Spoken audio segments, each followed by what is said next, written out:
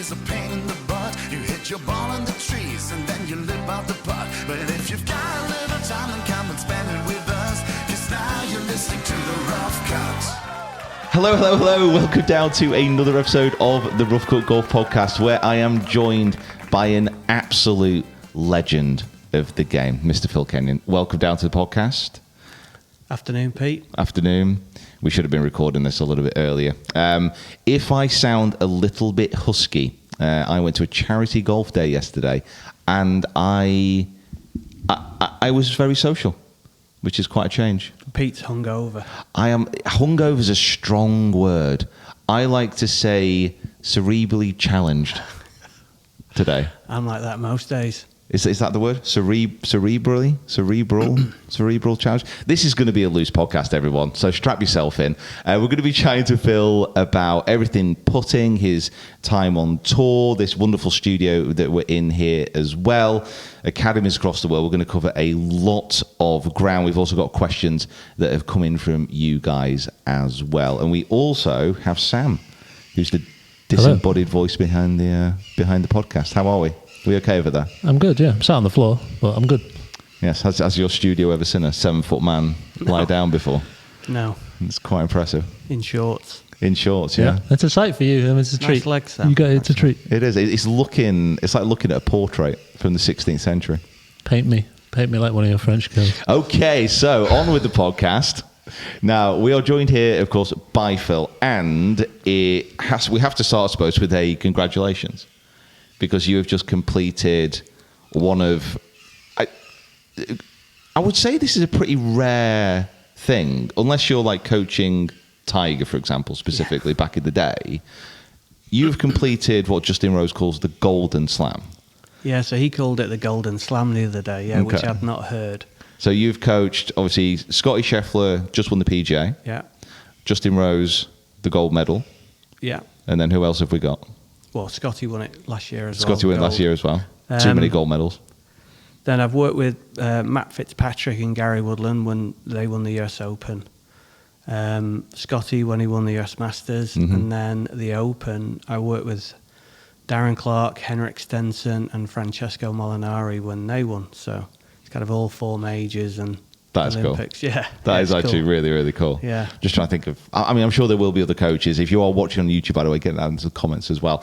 We are going to be doing a little bit more filming with Phil into the future as well. So if you do have any specific questions about putting on the YouTube, make sure you write those down. And also go down to the description below for links to find out more about Phil and also about coaching and how you potentially could get coaching at Phil Kenyon, at Phil Kenyon Golf. At Phil Kenyon Golf? With Phil Kenyon? If you really dig deep, and manage to carve some time out your diary because you all leave. When are you leaving? So you're leaving in 2 days? I head back to the US on Sunday. On Sunday, for Memorial.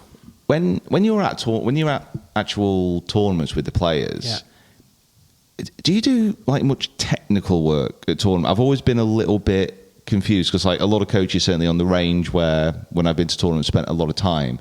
A lot of it is. It's not fluffing, but it's kind of like, oh, yeah, you're looking great. Oh, yeah, we'll just tweak your aim, something like that. What do you actually work on tournament-wise with these guys? Fluffing. Yeah, I'm a professional fluffer. Super. It's a lot of it's supervised practice. Right, okay. That would be a better way to describe it. You've generally got your blueprint, your kind of technical plan with each player. I try and see the players I work with away from events, and that's the best time to do any technical work, make any changes. And then you have your practice plan, how you're prepping for an event, your maintenance drills that you're doing to keep on top of your patterns. At events, it's mostly supervised practice, and obviously week to week you could be approaching how you're preparing for that event slightly differently. There's a lot of observation, out on the course, out on the practice green. So you're getting to understand that player. Observing, you can learn a lot. That's a really important part of coaching, in my opinion. Observing, and then finding the right time to coach. Mm-hmm. So I think that's really important. Watching your players in competition. Supervised practice, and with putting, you stand on the first tee, hit it miles left, it can be quite easy to work out why you've done that. Putting's a little bit more difficult, isn't it? So I think having another set of eyes about the player, you know, when they're doing the work, that they find a benefit. I mean, when I started my journey as a coach, the last thing I thought I'd be doing would be travelling to these events to the extent that I'm doing. So there's obviously a need for it, I guess. And I just found myself, you know, it kind of evolved into this kind of role. It definitely seems to be working. I think with things like last week with the PGA Champs, do you get feelings about like good weeks? Because obviously Scottie putted really well at the PGA Champs, and I suppose we'll get into it a little bit because you started working with him about 2 years ago now. September 23. 23, and obviously since that point, you know, not to fluff you up too much, he's obviously been on a bit of a tear, and his putting has been pretty remarkable. Like the change. What did you with Scottie? Like, what were the main changes that you actually kind of made from where he was a few years ago, being obviously an incredible ball striker, but just not getting the ball in the hole quick enough, essentially? Yeah. I think one of the biggest things is giving him like clarity in what he's doing that's actually relative to the faults he has. I think he'd gone down different roads trying to improve things that were wrong. Okay. And when you're working on the wrong things, you never really get into the root of the problem, are you? So it was just giving him some clarity and simplifying a lot of things. I mean, he's an amazing athlete and his intuition is so good. And I'll give you a good example of that.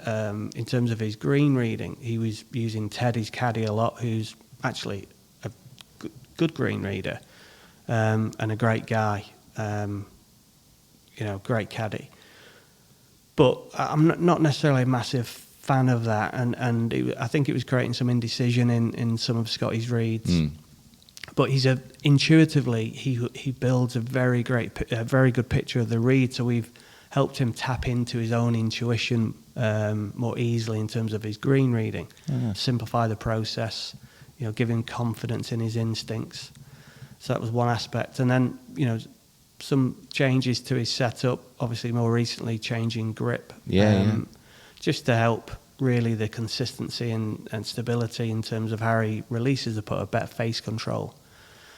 And then some simple things in and around. I think a really important thing for him was when we got him to stop using the line of the ball, because I think he was getting very line locked by using that. And that was at the time when he switched to the mallet putter. And one of the reasons he switched to the mallet was actually the sight line and configuration on that club helped him aim the putter better without using the line on the ball. And then as a consequence, he's less line locked with the line of the ball, and that helped him to sort of free up.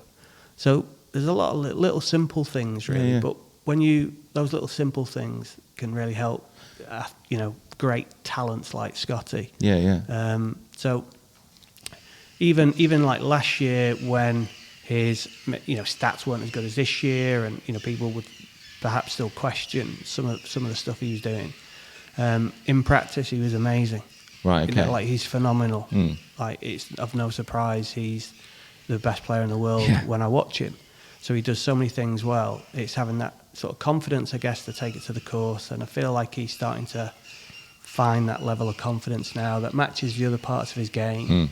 And, you know, this year, I think he's put it really well. I think I saw this week, I think he was ranked top 15 so far this year, which is a big improvement. Huge, but I think it reflects the level of ability he actually has. I think when especially if he's that good as well, like being top 15 in any facet of the game is great. But when he's already like literally the top of the top in ball striking, then that's massive. Like, he's good because he gives himself so many chances. Well, when I looked at those stats, I did also see he was ranked number 2 off the tee and number 1 in approach. So like, those stats tend to get it done. Yeah, they tend to work. They tend to work, don't they? I think with the players that you work with, like someone, obviously you work with Rory for a while, and with Scottie now, and obviously some amazing players as well. We'll again kind of link down in the description to Phil's website where you can see all the players he's worked with in depth. But between like a Rory and a Scheffler, Like, what are the main differences that you tend to see? Because they're obviously both great players, but there is a different factor between both of them. Yeah, I mean, the interesting thing about my job is that you get to work with great players, but also appreciate the very different personalities. Yeah. And I think that's probably the biggest thing that I've learned over the years, is to learn how to coach those different personalities differently. Right. And you learn from your mistakes, don't you? I mean, I think if I went back and coached, if I went back to when I started with Rory, I'd probably approach it slightly differently. Right, okay. Than what I did, having learnt from that experience. But yeah, I mean, hindsight's wonderful. But yeah, every player that you come across, they're different, and you've got to try and accommodate them in how you work. I mean, Rory's an unbelievable golfer, like supremely talented, like Scottie is. But yeah, very different personality to Scottie. Without obviously going into the in depth as to why, but yeah, very different people to work with. Right, okay. That's interesting. It's interesting certainly going from player to player, and like I said, to actually, adapt yourself individually to each of these players. Because I always see you as in my mind, certainly from the outset, obviously I know you a little bit better now, but I always kind of looked at you and thought, that is the pinnacle of like a technical coach, and that players would go to you and they'd come out the other side having a much wider breadth and depth of knowledge of putting, and like be better that way. But it's interesting, like so adapting to the different players and personalities. Well, you have to, even to get your technical opinion of what they need to do better across.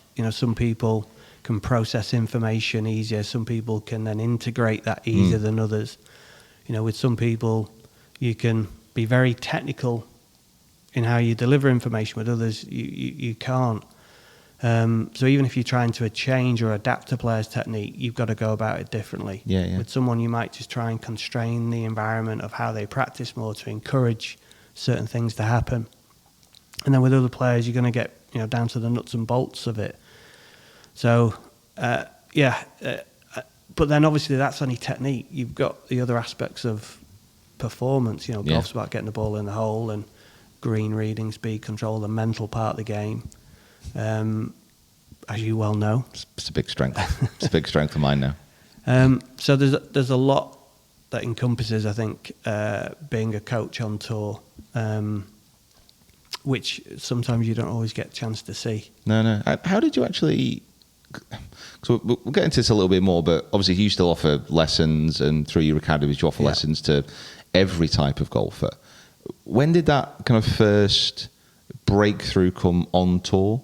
Because it's something like a lot of young coaches, certainly when I was starting off my PJ, a lot of people like really aspired to that, to be a tour coach. Like, when did your breakthrough kind of come? It's all a bit of a blur, really. I think I was very fortunate, and I think it's like well documented, that I had a mentor growing up, Harold Swash, and the one thing for me was getting involved. When after I finished uni, I played golf. Didn't play very well. Decided I need to, find a better profession to earn a living. And I'd always been interested in coaching. I'd taken a lot of lessons myself. I felt like I was a real student of the game. At uni, I studied sports science, majored in sports psychology, and was really interested in that part of the game. And part of me thought about going into sports psychology. But I'd always spent time around Harold, who's one of my dad's best friends, and he was a putting coach. And he was at his peak at that time, working with likes of Padraig Harrington. He'd worked with everyone in golf, like going back generations before, Nick Faldo, Bernard Langer, Mark James, Sandy Lyle, all of those greats. So when he'd helped me with my golf. So when I kind of started looking, right, what am I going to do? Harold was like, well, why don't you come and like work with me?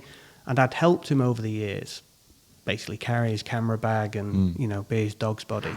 And I'd always enjoyed, doing that, and obviously was passionate about golf. So I started working with him when I packed in. It was probably about 27 or something like that. And I was very fortunate because very quickly I was exposed to working with good players, even like in the capacity of like shadowing Harold. So I was always very sort of comfortable working with that level of golfer. Yeah. We opened our first studio in the Royal Clifton Hotel in Southport. Nice. Which was a sort of first indoor facility that we had.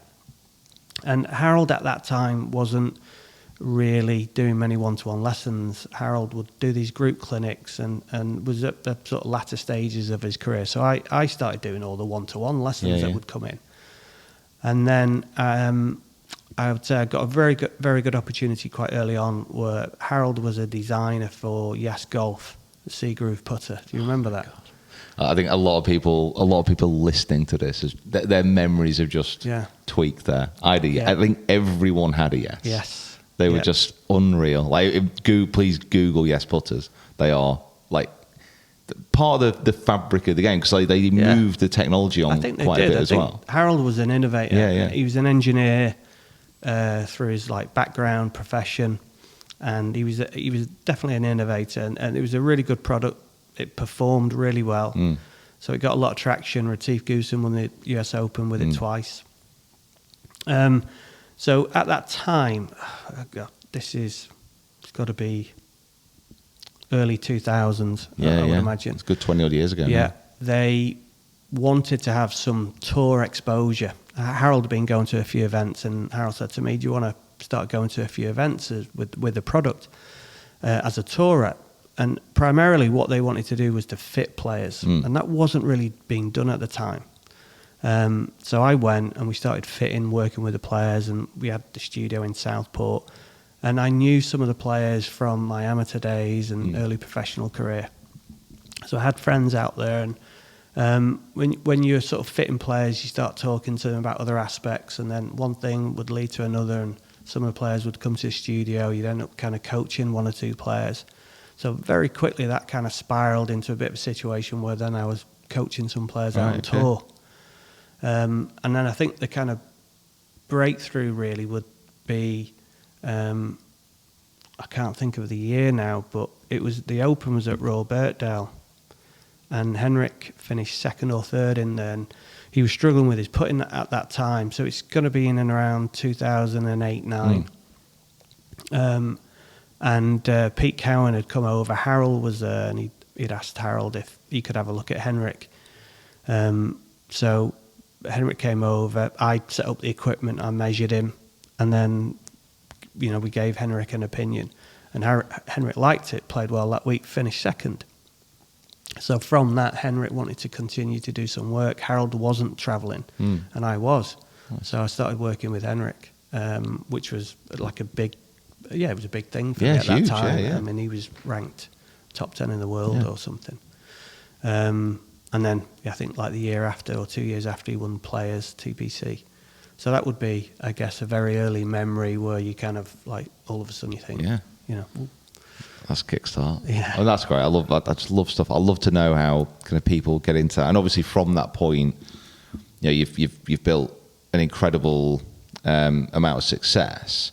Obviously, we started speaking at the start of this year as well because you've just moved over to kind of Titleist and Scottie Cameron, and you were with Odyssey for like pretty much 10 years. Yeah, 9 years I think it was. And like when the guys at Titleist told me that you were going to come over, I was obviously very excited.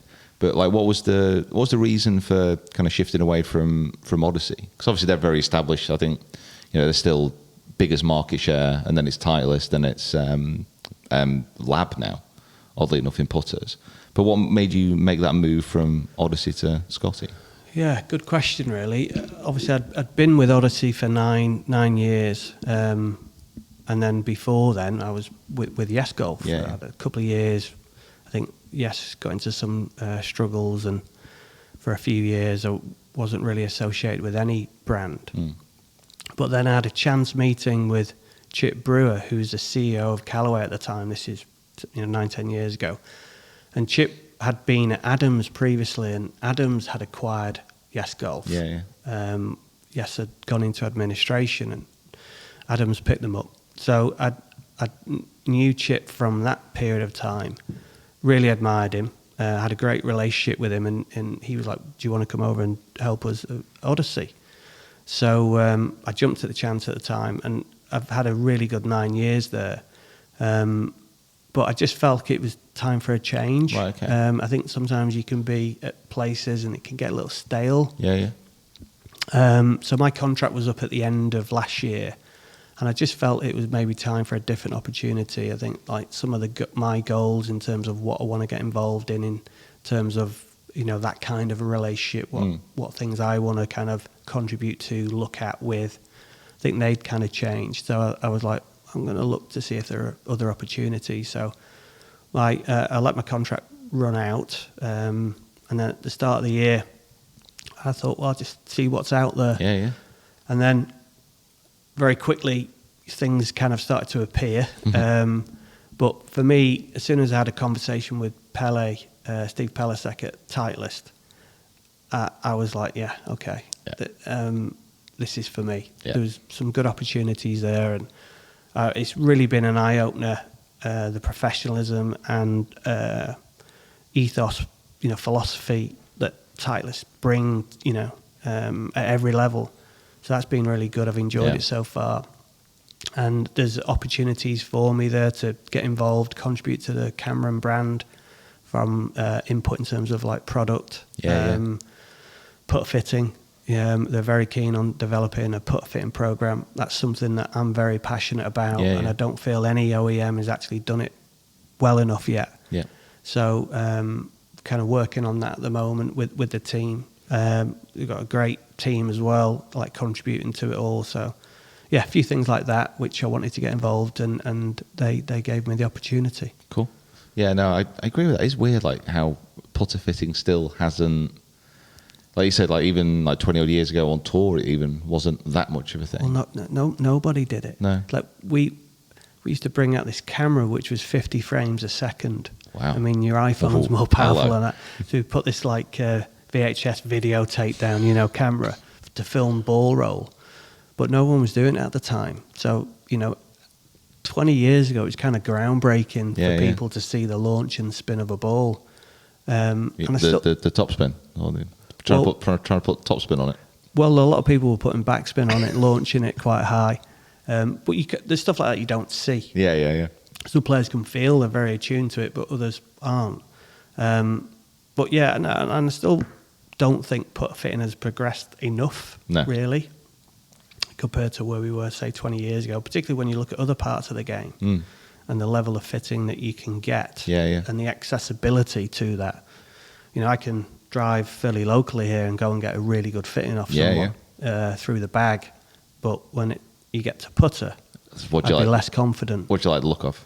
Yeah, that's mostly. That's basically what it is still, isn't it? Really? Yeah, sadly. What do you think? Like with putting tech, obviously, probably the biggest move in the last few years has been L.A.B with the zero torque stuff. Yeah. Have you had much chance to look at that, research it? A lot. Is it what it kind of plays out to be? Like, what's your kind of opinion on that design? On the whole zero torque thing. Yeah, because I think obviously Odyssey, they've just kind of launched their own version, and I know like there's a lot of manufacturers, probably including Scottie as well, going to be looking at this type of stuff. Like, what's your kind of feeling? Well, it's nothing new. No, you can go back over time and look at various models that fit that category.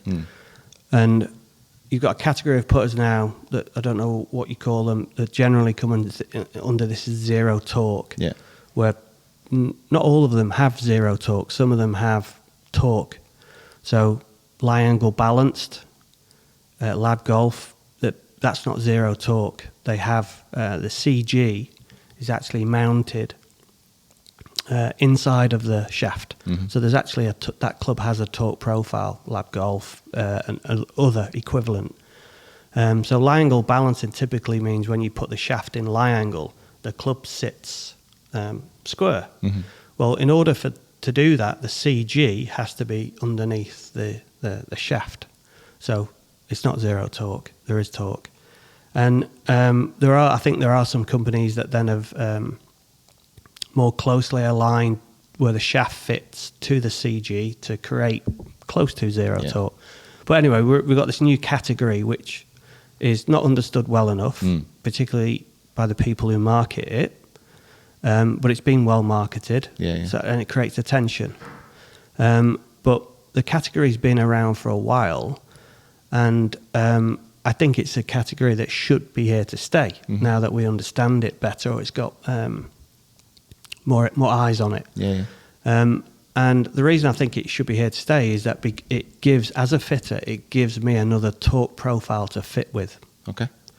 And I think that's good. So whether it's zero torque or whether it's the CG is underneath the shaft to create actually more heel hang, again, they're all different profiles that typically we've not had. The profiles would be face balance to various degrees of toe hang. Yeah.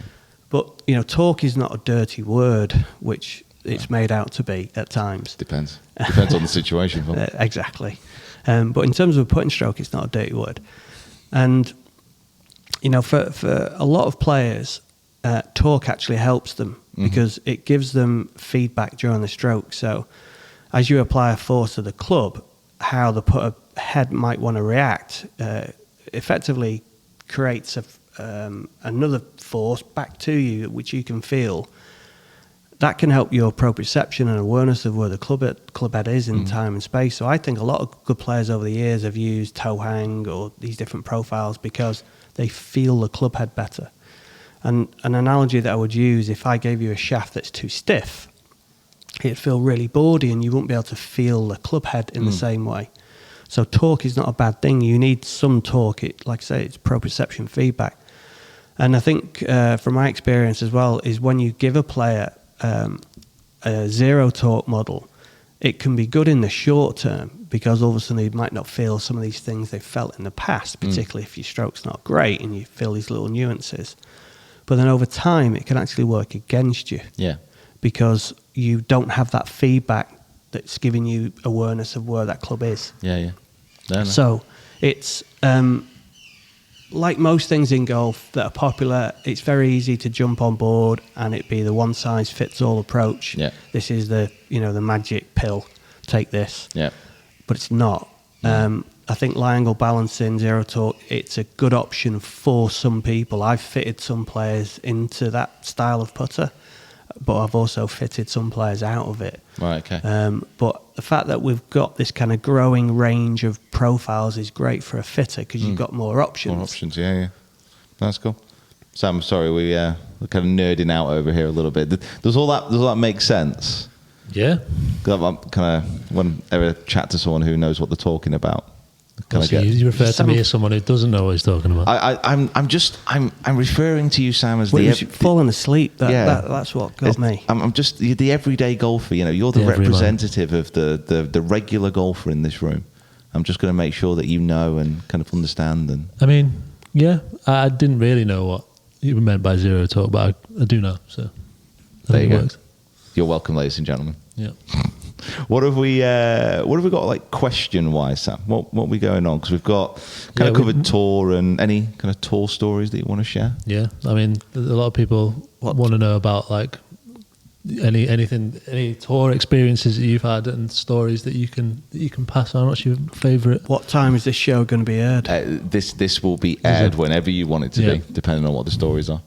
Can be completely post watershed. Should it be required? Where do you want me to start? Have you got anything in specific that you'd like to know about? I mean, I suppose, first of all, let's have a think about when you've been on tour. What's your favourite moment? What's your favourite win that's kind of meant the most? Is there anything that jumps to mind as far as I think you felt a lot of satisfaction about? Yeah, that's a tough question because they're all kind of different. For different reasons. Yeah, I mean, as a kid growing up, I used to love the Open. You go for Open qualifier at Stockport or Prestbury, and you get through to finals and you think you're going to win it, and you don't get through finals, but sometimes you don't get through regionals. that was commonplace as well. If I'm going to be honest, Phil. But thanks for bringing it up. I appreciate that. It was a lot harder back then as well, Pete. I believe you. So I've always had an affinity with the Open. For me, it's the greatest championship of them all. So being involved with when Darren Clark won and Henrik Francesco, I mean, they're great like because you're in the you're with the British public. It's your Yeah. like so that they were great experiences. Of late, when Scottie won the Masters, that was an amazing experience because obviously had a lot of stick for his putting, and that's probably one of the hardest challenges you can have at the greens at Augusta. And obviously when he won, what happens after? I got invited to sit with his family at the ceremony, so you kind of like sat there when he goes through his speech, and then after that you get invited to the butler cabin. So obviously you've seen the butler cabin over the years with Jim Nance and all that, and you think, well, don't even know where that is, and the next minute you sat in there. Amazing. And they take the champion off to do the press conference, and sort of family, close friends, whoever, that they're in the butler cabin. You've got all the staff in there looking after you. You've got hors d'oeuvres, drinks and whatnot, and you can sit and watch his press conference. Oh, nice. On a big screen. So that was great. Obviously sat there with Randy and his mum and dad, who are lovely, and it's just like you got the raw emotion of the what everyone's gone through. It's all in that room.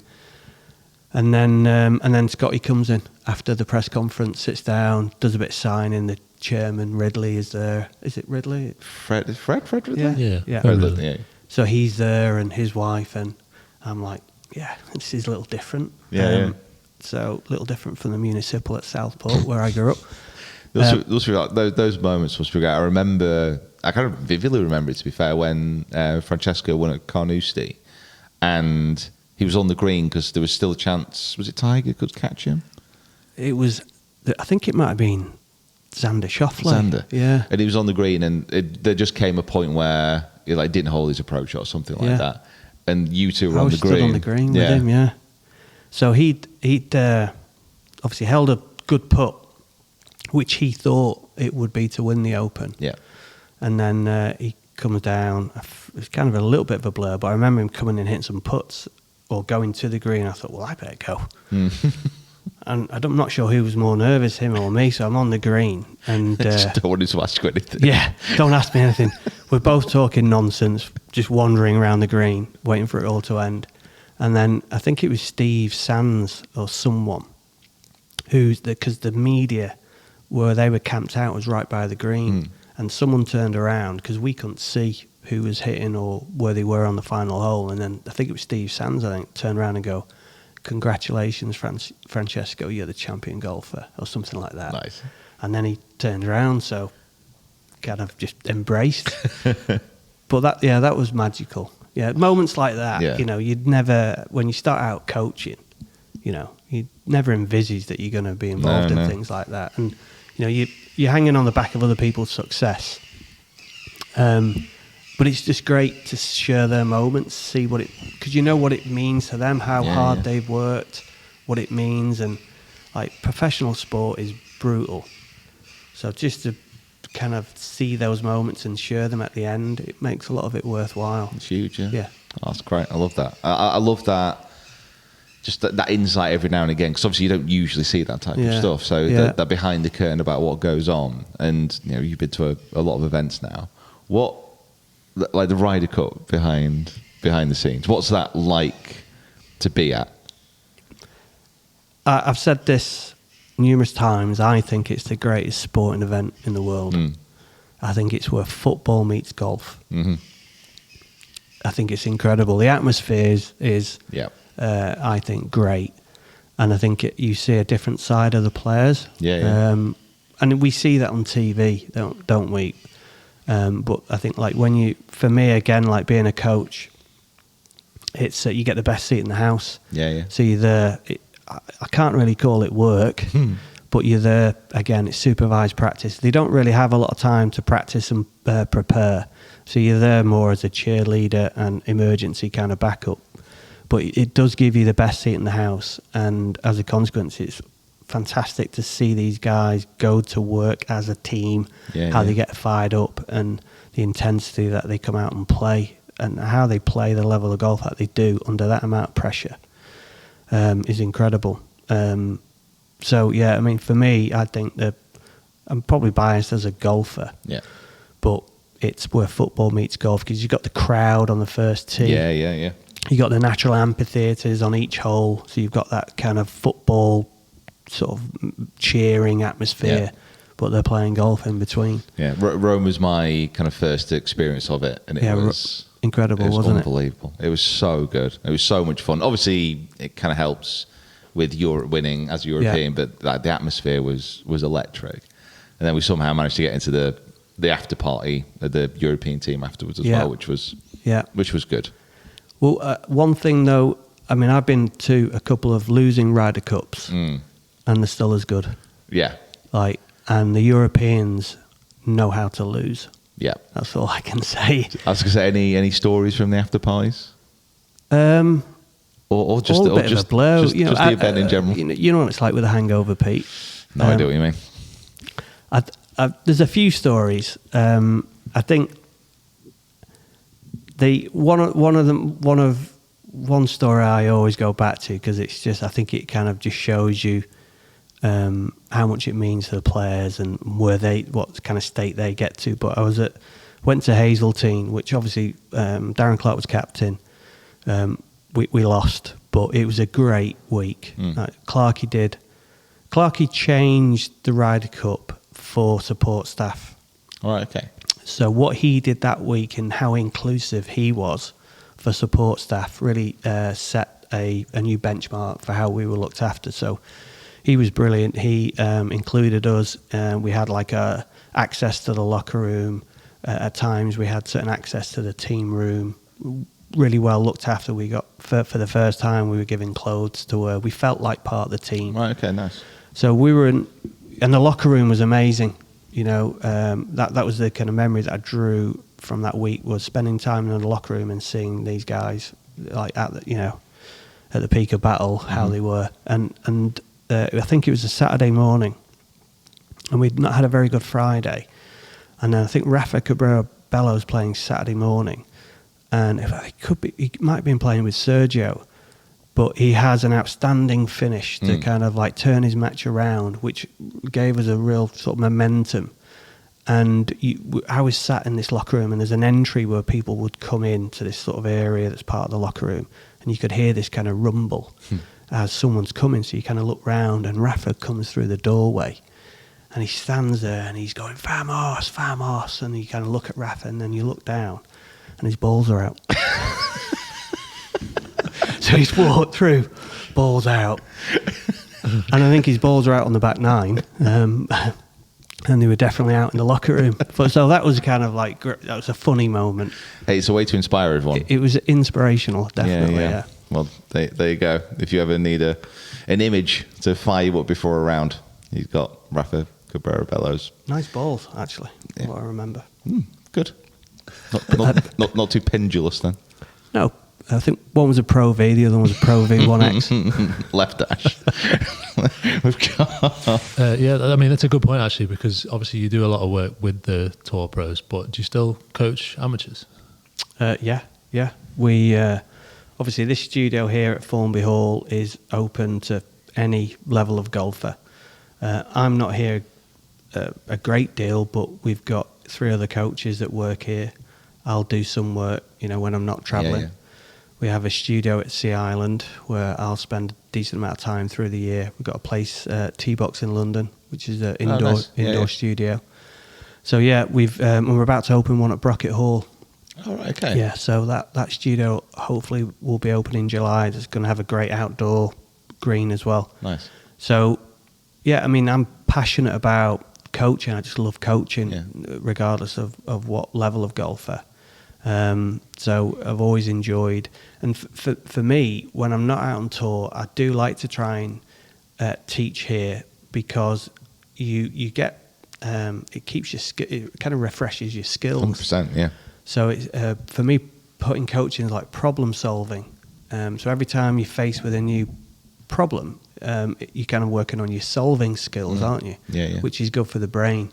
Otherwise I think you can get rusty. Oh, definitely, yeah. And like we alluded to before, where a lot of your coaching out on tour is supervised practice. So it's quite nuanced in terms of a style of coaching. So the more lessons that you can get in just kind of helps you keep on top of those sort of coaching skills or the other coaching skills. So I actually enjoy the time that I do get to teach amateur golfers, and over the years, I've done thousands of hours of working with all level of players. And when I first started coaching, all it was amateur golfers.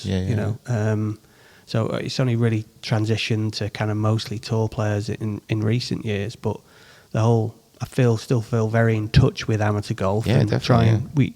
One of the reasons we opened our online academy was aimed at the amateur golfer, just because of the frustration that I see at times in terms of like the information that they have access to. Yeah. So one of the things that we wanted to do with the online academy was to kind of put the stuff that we've learnt over the years that we could help them kind of on their journey, kind of learn things remotely where they don't have the ability to come down to a studio or have access, but they can, learn from some of our insights. So that's why, that was a project which I enjoyed putting together. Yeah. No, it makes sense as well. Like you said, it out on tour, and got to remember, I think certainly the majority of golfers in this world are regular kind of amateur golfers. Yeah. And they need help just as much as like the tour pros, if not more. So and weirdly, I don't know if you've picked this up, but at times, like a lot of discussion about golf swing, everything seems to be centric around good players. Yeah. Where I don't know, sometimes people are really looking at the average golfer in and around some of these. Like teaching a tour player is very different to teaching an average golfer. Yeah. But a lot of times instruction and trends in and around instruction, they all seem to be coming from that top end and seem to miss out the other end. Yeah, no, it makes sense. And certainly when kind of we do coaching videos, it's always in the back of my mind of like how will this actually translate to somebody who's just might have a chance to practice maybe once a week, maybe not, but they're going to play every week. Yeah. Like how can you get that kind of message across without it being so good swing centric? Yeah. Without presuming that they're going to be able to make these moves. Yeah. Because like I said, not actually coaching on a regular does make you rusty. Yeah. Like I don't coach like one-to-one anymore, really. Give a few lessons here and there, but I notice it straight away. Yeah. Like when I've not been coaching for a while, I'm looking at some swings and some numbers, and I'm like, and I know how to change this, but it's just not as automatic. It's not coming into my head straight away. So that's what I've got, like 10 minutes of just chat, just watching a bit more balls. Like, God, what is it? All right, okay, I got you. Yeah, I thought that was a really good point as well. You were saying about like seeing amateurs play and then being able to like keeps you like sharp for going into the tour pros as well. Because I'm sure there's a lot of occasions where you see things outside of a tour pro environment that you figure out ways to deal with things that you see in tour pros as well. It just sort of like feeds into each other a little bit. Yeah, absolutely. I think you learn your craft by like through experience. So you over the years, I've taught more amateur golfers than I have tour pros, and I got better as a coach by coaching golfers. And I'm not going to say you experiment, but you have theories and approaches which you'll try to help fix a player, and when it works, you think, right, okay, I'll remember that one. Or when something doesn't go to plan, then you're like, right, I won't do that again. So you're kind of building your craft, and then ultimately you can refine it, and then it has to be then refined if you are working with a tour player, because the information needs to be good, and you need to know how to deliver it to make it stick. So it definitely is an area that where like you've got to stay not relevant, but you've got to keep your craft going, haven't you? 100%. So teaching is healthy. Yeah, try and do it as much as you can. Yeah, no, that's cool. I think with the online academy as well, if people actually want to go check it out, what's the website for it? The website is philkenyonputting.com. Okay, cool. Yeah, so it's pretty straight. There it is. That with a .com at the bottom. On that note, we've got a lot of questions coming in. We do. And are they above the belt, Sam? Yeah, I mean, a lot of them are very sort of technical based stuff, and like people really wanting to pick your brains. You sound surprised at the knowledge of our listeners. I was impressed. The first one that sort of jumped out to me was one that I think a lot of people could definitely use, especially considering the way amateur golf is and people just rocking up to golf courses with not much time before they go out. You've got 10 minutes on the putting green before your round. What's the best way to get dialed in before you start? I'm going to try and consider this in the context of the average golfer who might not even be a member anywhere, but he's going to play one golf course one week and then another golf course the next week. The biggest thing you've got to get used to is the speed of the greens. So if you've only got 10 minutes to play, then it's trying to hit as many different length of putts as possible to attune your feel for speed. And then the important thing is, with regards to speed, is don't just spend time on a flat putt. One of the biggest components that really affects speed is slope. So I would start by hitting a range of different distances on a fairly flat slope to kind of get your baseline speed. Mm-hmm. And then I would start then hitting putts across slope, up and down, alternating, and with as much variability as possible. Just to, like I say, practice adapting to slope and getting the general speed, feel for the speed of the green. You know, the average golfer, a lot of the mistakes they make is through their lag putting, where that you increase your 3-putt probability because they just don't hit the first putt close enough. So average golf is trying to cut down 3 putts. They all think that you don't hole enough putts outside of 10 feet or don't make enough from 20 feet. Well, yeah, neither does the average tour pro. Yeah. But they'll 3-putt too often and miss too many short putts. So good speed control will help in terms of reducing your 3 putts. And in your 10 minutes, that's all you've got. Yeah. Then spend some time getting a feel for the speed of the greens. Yeah, yeah. And grabbing a bacon sandwich, obviously. Yeah. Stay hydrated. He's so professional, isn't he, Sam? Stay hydrated. Yeah. Not like Pete on the baby Guinnesses last night. Yeah, obviously. All right. Don't just rock up for work the next day with a hangover. I was being sociable. Bragging how he stayed off the tequila. Yeah, I know. I'm talking about baby Guinnesses. Athlete. Yeah, athlete. Yeah, I mean, like you say, we're talking about like getting a feel for like distance putting being a key one. Like, would you say, because one of the questions was which is more important, distance or line? Would you say that it would be speed? It depends on the putt. Yeah. Itself depends on the player, what their weaknesses are. So certain putts are going to be more about speed. So if you've got a very shallow, when I say shallow, as in very minimal break, shortish putt, speed isn't really that important, not compared to your ability to hit that line or pick the line. And then other putts, speed is going to be really, really important. So if you've got a big breaking downhill putt, your speed has to be really precise to hit your line. So it's very difficult to say one of those skills is more important than the other, whether it be start line speed or read. And then also you do have individual differences. Some players, for them, speed could be more important. So they need to spend more time warming up their speed, practicing their speed, because they're very good at reading greens or they have exceptional start line control. So it's very hard just to pinpoint one. It's down to circumstances and down to the player. Yeah, very, very balanced, that, Phil. Thank you. Very good. You're quite a good coach, you know. I'm getting there. I've heard through the grapevine. It's We'll working. see. It's work in progress. If you can fix that man over there, then you'll be considered a good coach. We've got some plans coming up as far as giving me a bit of coaching on my putting, and I'm hopeful. It got a little bit better this week, but I have leaps and bounds to go. I've not caught up with that because normally I just kind of see your videos and I wince at those missed putts and think, "Oh, Pete, come on, you're better than that."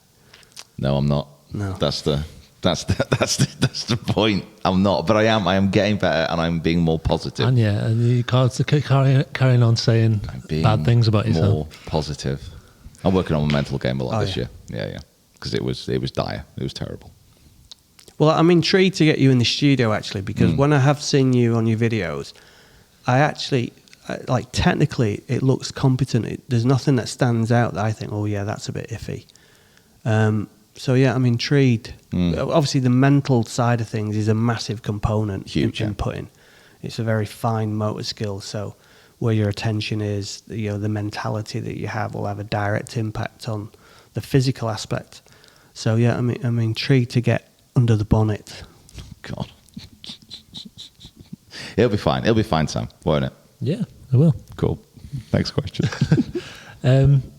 I guess this one's probably a pretty by person basis thing, but again, which would you recommend to most people, a blade or a mallet?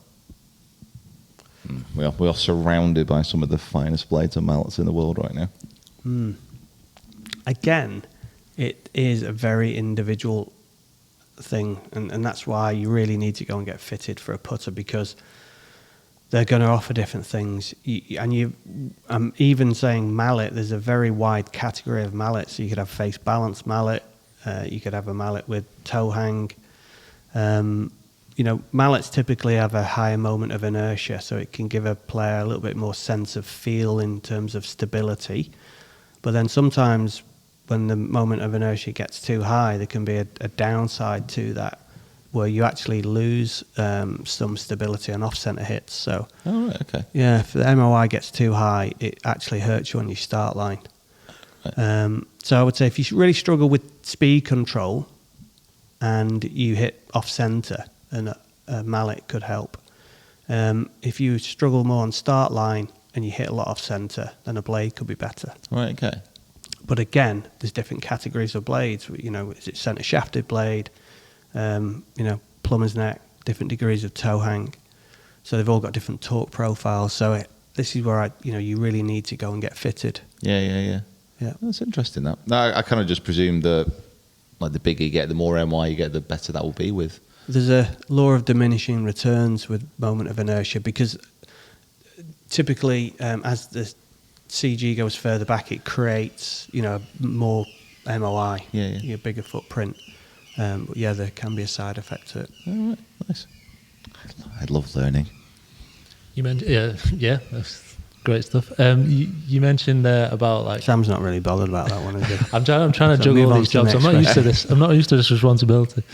I'm looking at levels and all sorts. You mentioned there about people using blades if they struggle with like starting it online. Yeah. How important would you say like alignment on the ball and really sort of focusing on that is? Yeah, well, you mentioned before about kind of moving Scottie away from using the line. Yeah. And this year, I've been super committed to actually using the line every single time. Yeah. And like making it part of my routine. It's worked to an extent. But I've been told this recently again I went down to Jamie Donaldson, AimPoint, and had a bit of a lesson through that. And he was trying to get me to almost move away from using the line. Yeah. And it's just kind of like pick on my brain a little bit. Like, what are the actual positives and the negatives? And like, what have you found? Well, I've encouraged players to use the line and not use the line. So like when I first started working with Justin Rose, I encouraged him to use the line of the ball. And a lot of it is going to depend on the biases that you have. Like if you struggle with aim, for one, then using a line can help you. And you might aim it really well on a straight put, but it doesn't mean you can aim it well on a breaking put. Very often there's certain puts that people find particularly challenging to aim on. So that's where a line could help you. But then you've also got to read greens reasonably well. Now, some people can be very poor in terms of consciously where they think that the line is. And then when they stand over the putt, they can be better reading or feeling the break from there. Now, if you've already lined up the ball to a poor line and you step in and you feel it somewhere else, then there's conflict. So you need to be a fairly good conscious green reader, I believe, to use a line well or feel comfortable to reduce that conflict. The other thing is some people can have a perceptual bias. So very often I'll hear And I'm the same. If I have a straight line on a straight putt, when I stand over it, it will typically look left to me. Right. Yeah. So that can throw people off if you don't understand why or how you manage that. And then it's difficult to trust your stroke when the line, you feel like you're aiming miles left. So there's lots of different things to consider. And then even into like the thing with Scottie is when the line wasn't there, it just enabled him to kind of be less into the start line or where that line's pointing, thinking, second guessing his aiming, and just kind of be more into his target. So it kind of lightened the mental load. Yeah. And enabled him to be more target aware, which then would help his speed. The other thing is the feedback from the line. If you don't hit, I'm going to say if you don't hit a perfect putt, you could hit a great putt and get poor feedback from, because the line really only gives you feedback on spin, doesn't give you feedback necessarily on start line. Right. Okay. It's giving you feedback on the tilt of the axis, so you can hit a good putt and you can get negative feedback. There you go. Yeah. So you've got to be able to, there's certain things that you need to be able to manage, and a lot of it can be mentally how it fits into your routine, but there's certain physical things that I think you need to be able to like read a green fairly well, not have a huge perceptual bias, and also line up the line well. Like a lot of people can't line up the line. Yeah. They will, but they don't know that yet. So they line it at the hole, but it's actually aiming somewhere else. But to them, it looks like they're lining up. Yeah. At the hole. Perception. It's like it's kind of wild. I'm the same as you a little bit, where I will line it up and I'll line it up and I know it's straight, but I'll get over the ball and like feels left. Yeah.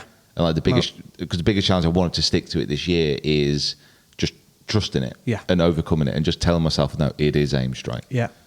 Yeah. So I'd say that's common. Yeah. So for me, I have that same bias. I manage how many times I look at the hole. Right. Okay. So I will only look once, because the more I look, the more uncomfortable I'll feel. Right. So I try, when I step in, just myself, I have an initial look, and I try to not make it too specific to where that line's aiming, more in sort of in and around where I want the ball to enter the hole. Okay. And then I come back and I never look again. Just let it go. Yeah. I just try and manage my looks, because I will get thrown by that perception of the line because it looks left. So if you understand, and this is where I think you go and have a lesson, get coached to understand your biases so that you can manage them. And it's not about being perfect, but like from my experience in working around like these good players, they know they're not perfect, but they understand their golf games and what they need to do to manage it, to be able to go and play well on any given day. Okay. So there's for line of the ball, there are lots of things to consider, and it's very much a personal decision, and there's very much a lot to do with in and around how it affects your routine and where it puts your mind in terms of your execution. And if anyone ever says, never use the line of the ball, or you must use the line of the ball, then I would run away from them, because it's not such a case. God, so many nuggets here. This is great. It's good. I mean, it does sound like, having that lesson and speaking to someone and getting someone to look at you is much like, there's nothing that's one size fits all, and everything is very specific to that individual. So I have a friend of mine who's involved in golf, and he takes the mickey out of me because he'll always say, it depends. Because I'll go, well, it depends. So he's always saying, no, it depends. But it does. It does. But it depends. It does depend. Yeah, for sure. Well, I think we touched on it a little bit before, but Pete recently had that an AimPoint lesson. Yeah. What do you think of AimPoint, or is there a specific kind of green reading tactic or method that you look towards? Do you think AimPoint is slowing the game down? No. Depends. People slow the game down. So I think you could have either people are slow or quick, aren't they? I mean, I like AimPoint. The players that I work with, that I've encouraged them to use it, and I'll work with them, help them learn it, refine it. I think it's a technique. It's one particular technique, and I think you can apply this to any facet of putting. You know, if you look at this from a broader point of view, putting is about skill. You've got to start the ball on line, control your speed, read a green. And then with any of those skill sets, you could apply numerous techniques to develop that skill. So start line, you could use arm lock, you could put with one hand, whatever it is, different styles. Now with green reading, you've ultimately got different styles, and AimPoint is one technique. It's a very good technique. It's based on some very sound principles. And I'd encourage a lot of golfers to go and learn it. Whether they end up implementing it to its full degree or not, I don't know. They would get a lot of benefit. They would understand more, and there'd be certain things that they could take from it that would help them. And I think for the average golfer who doesn't play a lot, it's a great system to use because you have some references that you can feed off during a round. So if you go in, step in, you feel this slope and it feels like a 1, you play it and it clearly breaks like a 2. You've got a reference to go to the next hole with. And amateurs green reading can be so chaotic at times when you as you know, Pete, you see them no, not you, when you're playing with amateurs. Sounded pretty specific, if I'm being honest. Sorry. They don't really have consistent routines. They're not teeing themselves up to kind of learn through good feedback. So like having a good system and some good processes can really benefit you. And like I say, AimPoint's grounded in really good science, so I'm a fan of it. I think also, though, you have to tailor it to the needs of the player. Everyone's different personality-wise, how they like to go about it. Some people, you can be really specific about certain aspects of it, and others you have to be a little bit more grey with. So some of the best exponents of AimPoint, for me, actually have some nuances they do themselves, which you might not teach other people. But yeah, no, it's a good system. It could be one of many different systems, but I think for the average golfer, I would encourage them to go and learn it. Nice. Yeah, that's cool. That's good. I think, like I said, similar. It's weird. Like when we released that video, the sentiment was very split. Was it? Yeah, it was very divisive. Yeah. But that's probably mainly to do with what they've heard in the media and people like the golf press talking about how it slows it down all the time just to gain clicks, I guess. Yeah. Well, I think also, I don't think AimPoint at times have helped themselves in how they go about promoting their own stuff or how they deal with things. And, you have these things in golf that come, that can be a bit cultish.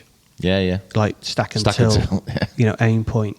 And very often, sometimes the behaviour of the people within that group doesn't create a great impression, and then there's pushback from others. I think AimPoint's had a lot of unfair criticism as a method. Yeah. And the golf media do jump on things.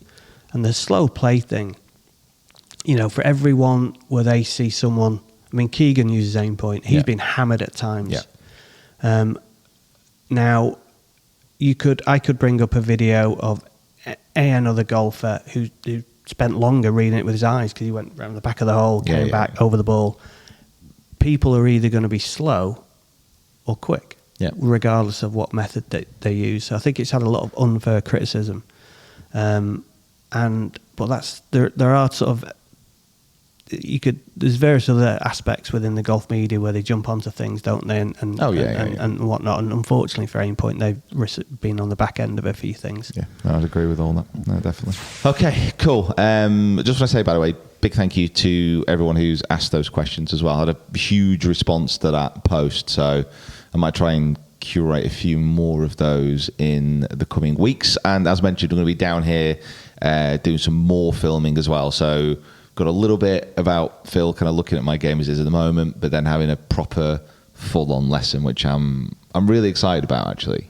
I can't remember the last time I had probably the last putting lesson I had was with Lee. Yeah. And that was... Well, Lee tried to put me off doing this. Bless him. No. Yeah, Lee, go check out those videos, like Lee Sullivan. You got somewhere at Tour X still? Or no, we were in Tour X, but then we just basically consolidated everything here. So Lee Sullivan, is based here full time. Oh, nice. One of the coaches that works here, great coach. Really good, yeah. Yeah. I So, definitely recommend it.